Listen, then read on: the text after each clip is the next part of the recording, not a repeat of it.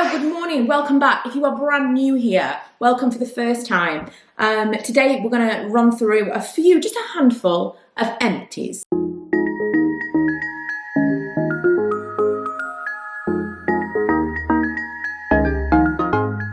This is Glam Glow. Today I have a list as long as my arm of things to do. And you know those days where you just like, just do something. And you can't, everything feels insurmountable. So I was sitting on my bed, as you do. I'd already made my bed, so I felt pretty good about that. But I was sitting on bed and I was like, I don't want to do anything. I thought I'll do a face mask and I'll sit and watch a bit of Scandal, because that's what I'm rewatching right now, play a bit of Switch, and have a little break. And then I'll do some other things. And I decided, once I'd put the face mask on, no, just film the video. I used to film videos in face masks all the time, so let's call this an old school video.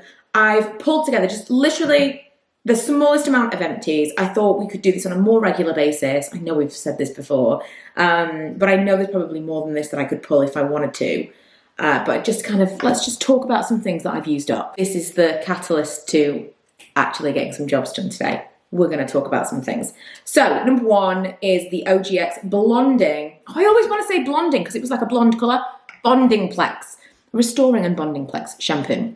So, I really quite liked this. I can't tell you that I did anything special in terms of like the health of my hair or making my hair feel really nice. I don't know about that, but I liked the shampoo. I felt like it really did make my hair feel clean, which is difficult at the moment. I liked the fragrance. I liked the whole experience of using it. And so I've since purchased the apple cider vinegar one, which I actually like even more. And I think it's making my hair even cleaner. Whereas this may be, this says it's sulfate free. Is the other one sulfate free as well? I don't know. But it does say damaged hair. I can't tell you that my hair is necessarily the target audience for this, because I have got some bleach in my hair, but it's not massively damaged. It's still in pretty good condition. So I liked it, but it wasn't giving me any like, wow. But it did switch me onto the brand. So I'm still using OGX. I wouldn't necessarily go out of my way to purchase this one unless I felt like my hair, like maybe the next time I have my hair redone and I'm a little bit blonder, maybe then I don't know. But I liked it. I would only ever buy OGX on sale though, because it's quite expensive for like a drugstore shampoo. Lacura Pink Clay Hot Cloth Cleanser. I've currently got the original Hot Cloth Cleanser. This is the Aldi cleanser. Would highly recommend. Dirt cheap compared to a lot of cleansers that you can get out there, especially for how much you get. Very, very comparable in my eyes to Liz Earle. Now, if you've got specific skin needs, again, this kind of falls in line with, it all depends on what you need from the product. If your hair is kind of normal, then most shampoos are going to work for you. If your skin is kind of normal, then most cleansers are going to work for you. My skin is kind of oily, not really even that acne prone these days, but obviously some signs of aging. So I just want a basic cleanser to take off my makeup, and then I put on the fun stuff in serums and moisturizers and all of that stuff. If you've got sensitive skin or skin that reacts to things, perhaps this isn't the one for you, but if you just want a basic cleanser, I cannot tell you how many times I've purchased this one, variants of this, and the one from Superdrug that's like vitamin C, radiant. They're versions of the Liz Earle Hot Cloth Cleanser, because to me it makes no difference. It might to you, but it's pretty basic and I think it's fine. Also my daughter, who's got acne and she has quite reactive skin, she likes these as well. Pixi Hydrating Milky Lotion. This was sent to me. Not all that at all. It says it's for face and body. I didn't like the scent of it at all. Is this like coconut? I can't even smell. I can't smell past the mask that I'm wearing. I don't know what it was about this one. There was one that I tried that was coconutty. I don't know if... Oh yeah, it says coconut and shea butter. I didn't like the fragrance of this. It's super empty, so that'll be why I can't smell it. But I didn't like the fragrance of it. It was an odd texture. I ended up just using it up on my body, and it's not something it's like it wasn't anything to write home about. There's plenty of body moisturizers I like more than this, and this was expensive, or would be expensive, had I purchased it, so I can't recommend that. Something else from Pixi that they did send to me, but I have since purchased myself, and this is the second one, the Detoxify Depopping eye patches. There's nothing in here to show you, but it comes with a little spatula thing to get the little eye patches out. If you've never seen these before, they're like little gel eye masks. So they're kind of that shape, and they're little green things. Not fantastic for the environment. However, they really, really make a difference to my eyes, because I get super, super puffy eyes. And just in the morning, I'm very puffy. Someone told me, because I said maybe I need to cut down on like salt things, because that's water retention, right? And someone told me that's not necessarily true. You need to up your whatever is the opposite. So it's not that you're necessarily taking in too much salt, it's that you're not taking in enough of whatever. So like sodium levels are too high versus something else. Obviously, I paid a lot of attention to this. I screenshot the comment at the time thinking, I need to look into this. I need to buy whatever this thing is in like a capsule, and then I never did. But if, like me, you like to buy things to work around problems rather than actually altering your lifestyle, I think you'd probably like this if you get puffy like I do. This was something that I got in a FabFitFun box, and I think I've had 2 of these. I'm not impressed at all. Whish Exfoliating Foot Mask. So this is like a glycolic acid peel type thing for your feet, but it doesn't make them peel. It's just like like a liquid exfoliator for your feet. I'm pretty good at, so I'm pretty diligent about foot care. Like I will buff my feet once a week. I'm not so great with moisturising them, but I am like with, you know, I file on my feet. I give myself a pedicure. I don't let them kind of get beyond. And so it's not like I was expecting super hard feet to be incredibly soft overnight. They were already kind of on the way there, and I did expect it to do something to help soften my feet. It really didn't. It wasn't anything at all. It says on the back, exfoliate, polish, soothe and smooth, and it says, ideally use at bedtime, apply liberally to the desired area and let dry. Go to bed and wake with softer feet. Rinse after 8 to 12 hours. Absolutely didn't do anything for me at all. And it also says this product contains an alpha hydroxy acid, AHA, that may increase your skin's sensitivity to the sun, and particularly the possibility of sunburn. So it definitely does have that kind of acid in it that's supposed to smooth. Nothing.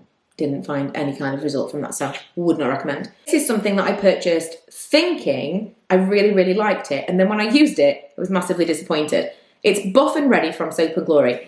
It was so thick, I felt like I never really got a good scrub. You know, like sugar scrubs? I like to try and use them on dry skin, or like if I've had a shower, I like turn the shower off for a minute, kind of let myself dry, and then I'll use the sugar scrub, because as soon as you start mixing it with water, it dissolves and you just lose that scrubbiness. I felt like that was this straight away. It was in a thick concoction of something, and I never really got that really good scrub. And I was really expecting to, and I didn't. So this was disappointing. It also was difficult to, like, once you washed it away, I felt like the grains were still there. What I like about like an oily sugar scrub is you scrub it all down and then you rinse, and then you can shave with the oil that's left on your legs, and it's just like perfect. I'm using one from Rituals right now, and you know, it must have been good. I got a sample of it and I went back and purchased the full size because I was so impressed with it. It was very similar to the one from Sanctuary. Very similar, but I just liked that there were different fragrances available. I just enjoyed that one. And that is what I expected this one to be, that kind of like in an oil sugary scrub, but it was really weird. I wish I had more of it to show you, because it was like a real thick thing. Lastly, Batiste. I'm on my last can of Batiste. I need to go back to Boots and buy some more. This one, the cherry one, I quite like. My favourite is the tropical. However, I need to find ones that I can use when it's not summer, because the tropical one it's very in your face scented, like very coconutty. I remember years ago putting it in and going to work and someone being like, what is that? Like, is someone wearing a perfume that's coconutty? And that's me. Dry shampoo. Let's not tell anyone how much dry shampoo I have to have on my hair.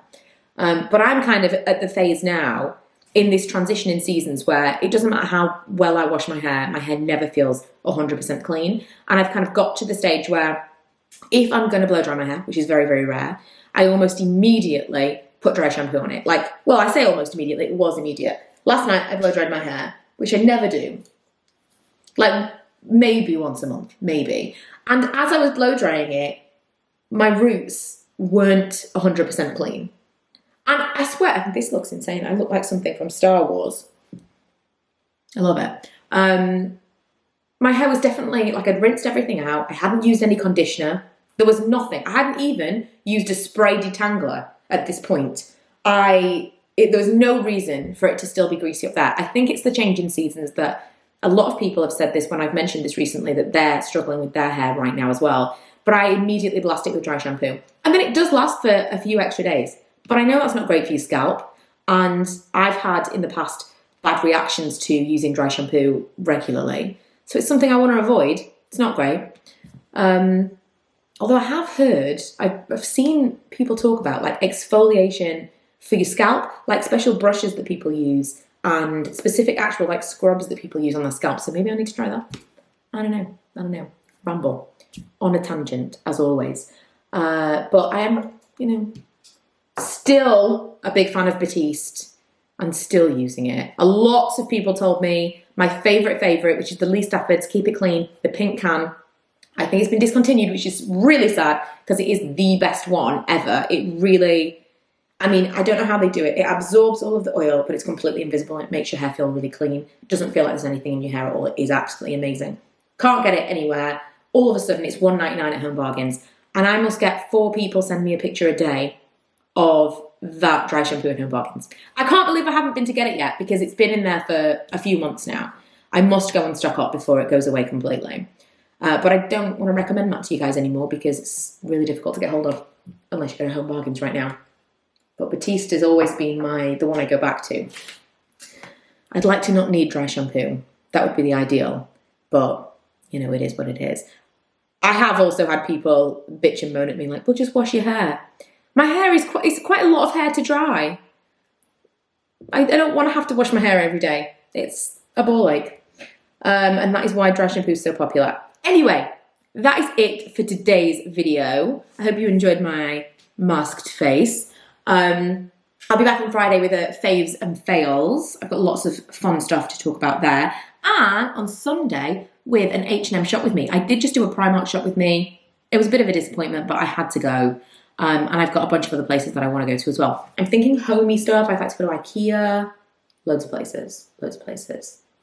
Okay, I'm done. Thanks for joining me, and I will see you guys next time.